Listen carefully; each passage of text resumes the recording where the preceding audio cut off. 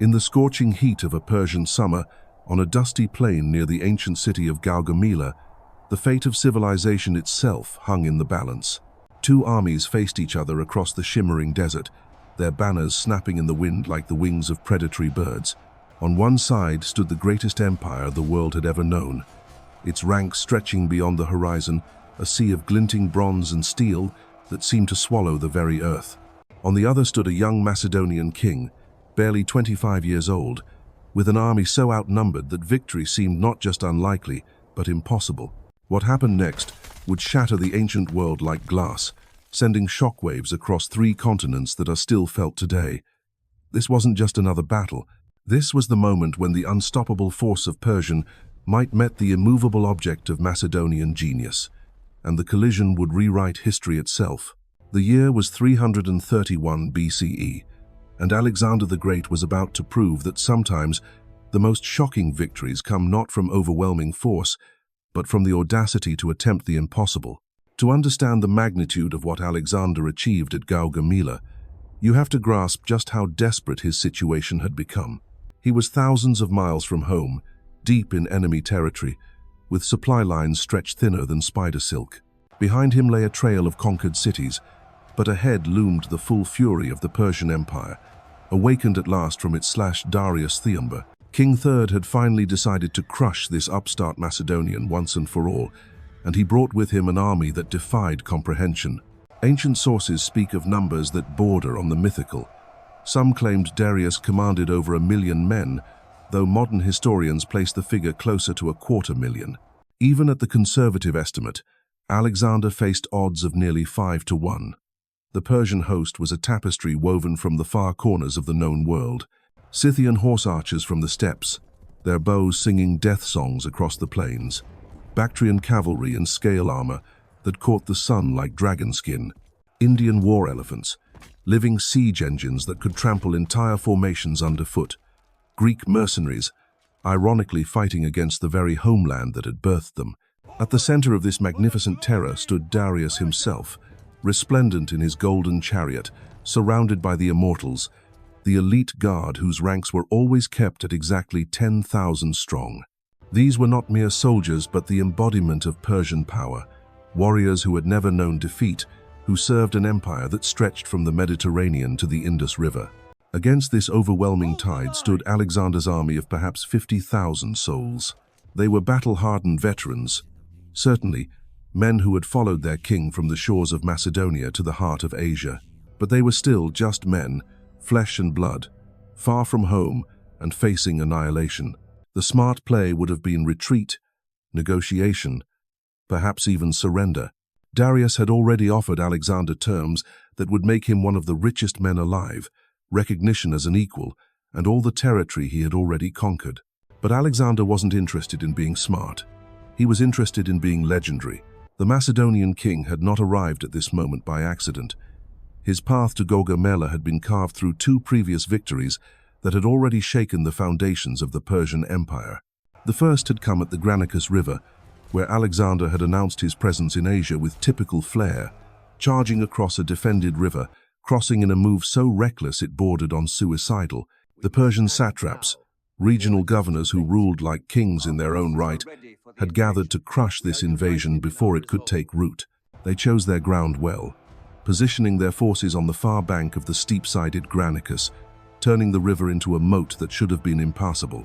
Alexander looked at this natural fortress and saw not an obstacle but an opportunity.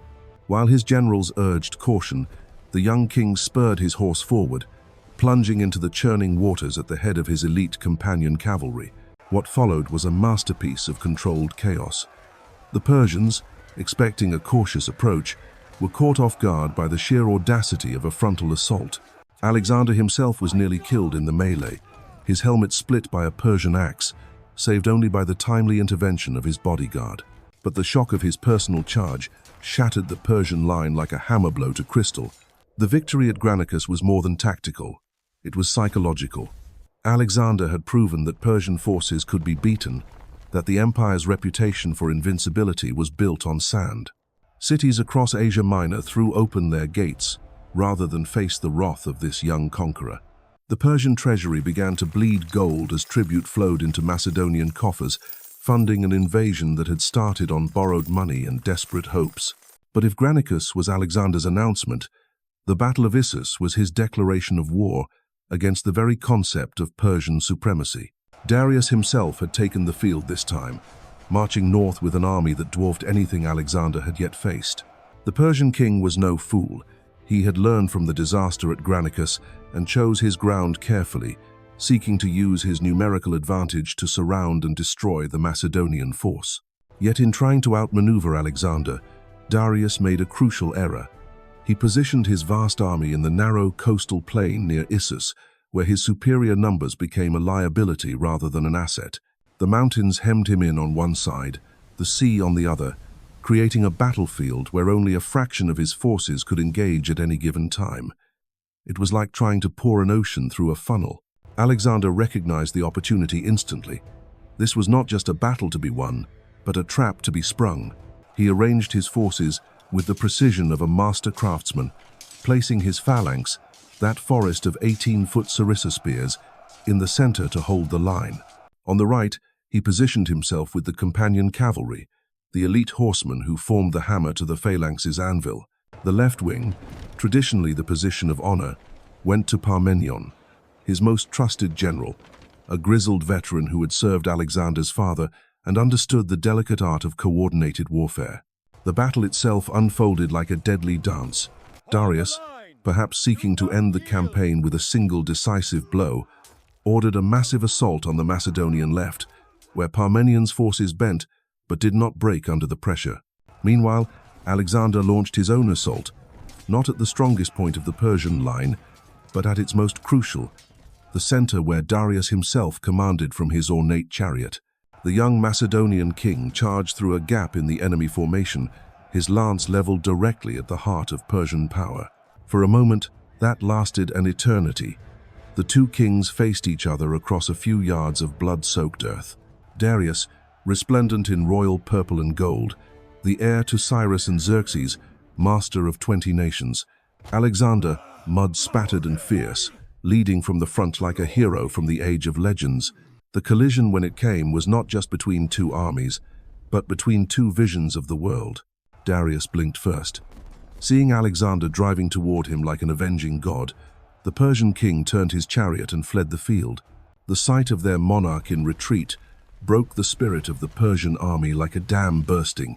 What had been an organized battle line dissolved into chaos as units tried to follow their fleeing king or were trampled by their own retreating comrades. The victory at Issus was total, devastating, and personal. Alexander captured Darius's entire family, his wife, his daughters, his mother, treating them with respect even as he used them as pawns in the greater game. More importantly, he had broken the myth of Persian invincibility. Darius was no longer the king of kings, master of the world. He was just another opponent, and one who had shown his back to the enemy. But even as Alexander savored his triumph at Issus, he knew the real test still lay ahead. Darius had fled, yes, but the Persian Empire was far from broken. Like a wounded giant, it was gathering its strength for one final, apocalyptic confrontation. The great king retreated deep into his realm, beyond the Euphrates, beyond the Tigris, to the very heart of Mesopotamia where civilization itself had been born. There, on the endless plains where the first cities had risen from dust, he would make his stand. For 2 years, both kings prepared for what everyone understood would be the decisive battle. Darius stripped his empire bare, calling in troops from every corner of his domain. From the snow-capped mountains of the Hindu Kush came the Bactrian cavalry, horsemen so skilled they could loose arrows while hanging from their saddles at full gallop. The Scythians rode down from the steppes, their faces painted for war, their horses bred for endurance across the endless grasslands. Indian war elephants, those living fortresses of hide and tusk, made the long march westward, their handlers carrying the ancient secrets of controlling these beasts in battle. But perhaps most shocking of all were the new weapons Darius unveiled. Scythed chariots, their wheels fitted with curved blades designed to mow down infantry like wheat before the harvest. These were not the ceremonial vehicles of kings, but machines of war, built for one purpose: to break the Macedonian phalanx that had proven so devastatingly effective. Persian engineers had studied the defeats at Granicus and Issus, learning from failure with the cold precision of men who knew their empire's survival depended on innovation. The Persians even prepared the battlefield itself. On the plains near Gaugamela, they leveled the ground, removing every stone, every bump that might impede their cavalry or chariots. They turned the earth into a killing floor, smooth as a marble palace, perfect for the kind of sweeping charges that had once made Persian armies the terror of the ancient world. This would be no repeat of Issus, where terrain had favored the smaller force. Here, on ground of his own choosing, Darius would unleash the full fury of his empire. Alexander, meanwhile, faced problems that would have broken a lesser commander. His army was thousands of miles from home, their supply lines stretched beyond any reasonable limit. Many of his men had been campaigning for years, their armor patched and repatched, their weapons worn thin by countless battles. Desertion was a constant threat, and even among his most loyal officers, whispers began to circulate about the wisdom of pushing deeper into the Persian heartland. The young king's response was characteristically audacious. Rather than retreat to more defensible positions, he advanced toward the very heart of enemy territory.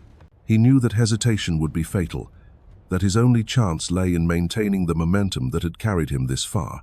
Like a gambler pushing all his chips to the center of the table, Alexander committed everything to one final roll of the dice. The intelligence reports that reached him as he approached Gaugamela must have been sobering. Persian numbers were beyond anything he had faced before, a host so vast it took hours just to march past a single point. Yet Alexander showed no sign of doubt, no trace of the fear that must have gnawed at him in the quiet hours before dawn. Instead, he threw himself into preparation with the intensity of a man who understood that perfection was the only path to survival. He drilled his troops relentlessly, not just in the basic movements they had practiced 1,000 times, but in new formations designed specifically for the battle to come. The traditional phalanx was adapted, made more flexible, able to respond to threats from multiple directions simultaneously. His cavalry trained in complex maneuvers that would allow them to strike like lightning, then withdraw before the enemy could respond. Every unit, from the elite companions to the humble slingers, rehearsed their role until it became second nature. But perhaps most importantly, Alexander worked on the minds of his men. He understood that battles are won as much by will as by weapons, that an army's spirit could be more valuable than its steel. In the evenings, he would walk among the campfires, sharing meals with common soldiers, listening to their fears, telling stories of past victories. He reminded them of the treasures they had won, the cities that had surrendered at their approach, the legends they were already becoming. On the night before the battle, as both armies lay encamped within sight of each other, Alexander made a decision that revealed the depth of his confidence. While Darius kept his forces in battle formation, expecting a night attack, the Macedonian king ordered his men to rest. He wanted them fresh for the coming struggle, their minds clear and their reflexes sharp. It was a calculated risk that spoke to his understanding of warfare's psychological dimension. As dawn broke over the plains of Gaugamela, the two armies began their final preparations. The Persian host spread across the horizon like a living tapestry, banners of 100 nations fluttering in the morning breeze. The sound of their war drums rolled across the plain like thunder, while the trumpeting of elephants and the neighing of thousands of horses created a symphony of anticipated violence. The Macedonians formed their lines with practiced efficiency, but even their veterans must have felt their hearts skip as they gazed upon the enemy host. This was not just an army, but a migration of nations, a force that seemed to stretch beyond the very edges of the world. Yet Alexander rode before them, his golden armor catching the first rays of sun, his voice carrying clearly across the ranks as he delivered words that would echo through history. The speech Alexander delivered that morning was not the flowery rhetoric of politicians or the empty promises of desperate commanders. It was the stark truth spoken by a man who had already led these soldiers through the fires of a dozen battles and emerged victorious each time. He reminded them of the gold that filled their wagons, the slaves who would make them rich, the cities that would bow before their names. But more than that, he reminded them of who they were: Macedonians, heirs to a warrior tradition that stretched back to the heroes of legend. Today, his voice rang out across the silent ranks, We face not just an army, but the accumulated power of centuries. Every nation that has ever knelt before Persian gold stands against us. Every warrior who has ever trembled at the mention of the great king's name has come to witness our destruction. The pause that followed was pregnant with tension, the only sound the whisper of wind across bronze and steel. Let them come. Let them see what Macedonians do to those who mistake numbers for courage. As the sun climbed higher, the two armies began their deadly ballet. Darius, magnificent in his golden chariot, took position at the center of his vast line, surrounded by the cream of Persian nobility. To his left stretched the Bactrian cavalry under Bessus, their horses dancing with nervous energy, their riders' faces hidden behind masks of beaten gold. On the right, Mazaeus commanded a host that included Armenian lancers and Cappadocian heavy cavalry, men whose ancestors had conquered nations while the Greeks still lived in mud huts. But it was the scythed chariots that drew the most attention, gleaming instruments of death positioned for maximum psychological impact. Their bronze blades caught the morning light like mirrors, each one a promise of carnage to come. The Persian engineers had calculated their effect down to the last detail. These machines would not just kill Macedonian soldiers, they would shatter their formations, create gaps that the following cavalry could exploit. It was innovation born of desperation, but innovation nonetheless. Alexander studied the enemy deployment with the cold eye of a master tactician. He saw the trap Darius had laid, the way the Persian formation was designed to envelop his smaller force like the jaws of some primordial beast. The scythed chariots would strike first, sowing chaos in his ranks. Then the cavalry would pour through the gaps, rolling up his flanks while the center pressed forward to complete the destruction. It was a sound plan, the kind that had crushed armies for generations. The young king's response was to do what no one expected. Instead of meeting the Persian formation head-on, he began a curious sideways movement, sliding his entire army toward the right, away from the carefully prepared killing ground. It looked like retreat, like the first sign of panic in the Macedonian ranks. Persian officers began to smile behind their beards, convinced that their enemy was already breaking. But Alexander was not retreating. He was thinking 3 moves ahead, like a chess master facing an amateur. By moving right, he was forcing Darius to extend his own line, stretching it thinner and thinner to maintain contact. The Persian king, terrified of being outflanked, ordered his left wing to match Alexander's movement. Slowly, inexorably, the mighty Persian army began to lose its perfect formation, gaps opening like wounds in its previously solid front. The scythed chariots launched their attack first, thundering across the plain in a display that should have struck terror into any army. The earth shook beneath their wheels, and the air filled with the screams of their drivers and the metallic shriek of their spinning blades. They bore down on the Macedonian phalanx like the very wrath of the gods, unstoppable instruments of destruction. Yet when they struck the Macedonian line, something extraordinary happened. Instead of shattering like glass, the phalanx opened like a flower, creating corridors through which the chariots passed harmlessly.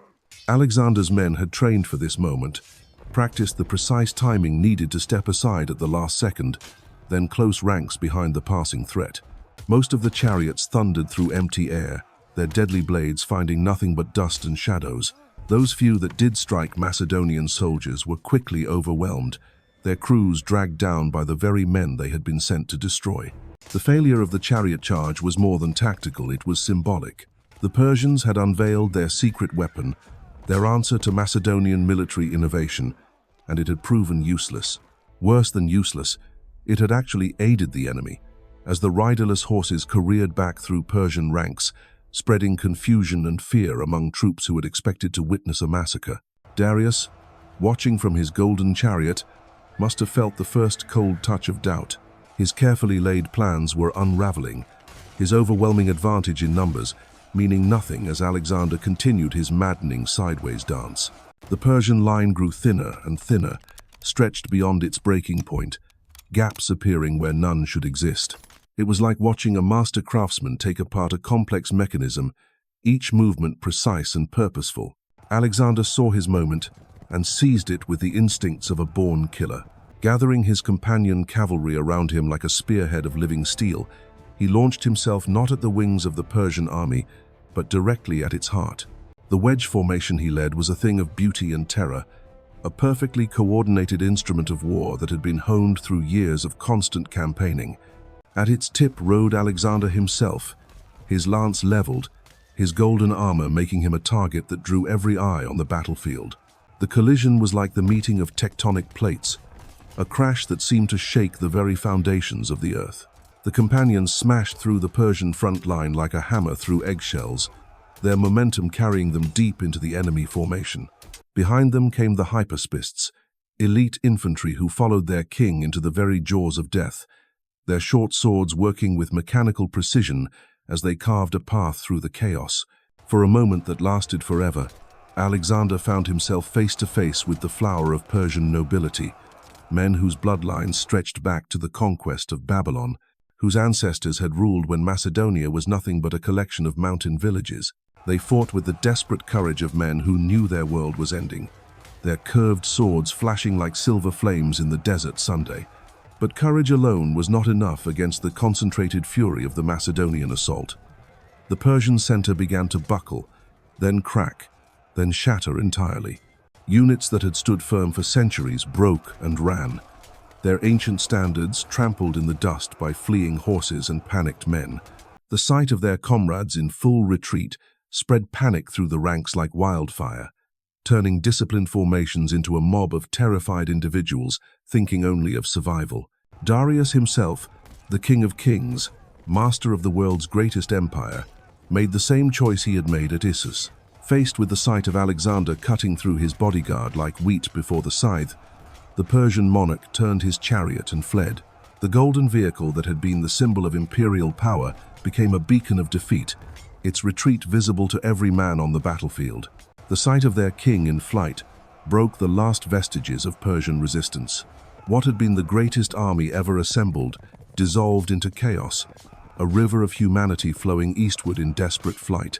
The Macedonians pursued with the ruthless efficiency of wolves, cutting down stragglers and capturing the vast baggage train that had followed the Persian host across half of Asia. But even as his enemies fled before him, Alexander's thoughts were already turning to the future. This was not just a military victory, but the death of an idea, the end of the Persian Empire that had dominated the ancient world for 2 centuries. In its place would rise something new, a fusion of East and West that would reshape civilization itself. The young Macedonian king had not just won a battle, he had conquered the future. The treasures captured at Gaugamela defied description. Gold and silver beyond counting, precious stones that had adorned the palaces of Babylon, silk and spices from the farthest reaches of the known world. But the real prize was far more valuable than material wealth.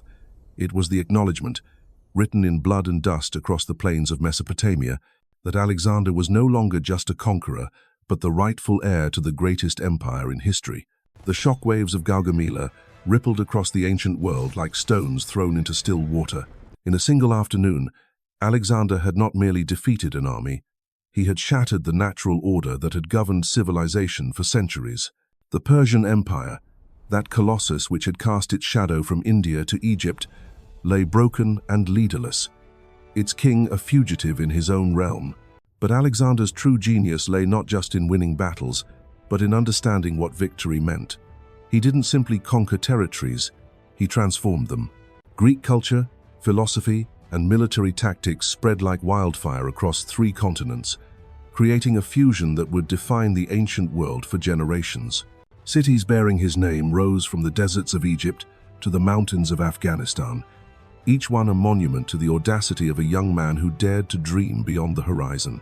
The boy king who had crossed the Hellespont with dreams of glory had become something far greater, the architect of a new world order. His victories proved that with enough courage, intelligence, and sheer bloody-minded determination, even the impossible could be achieved. The ancient world would never be the same, and neither would the very concept of what one man could accomplish when he refused to accept the limits others tried to impose.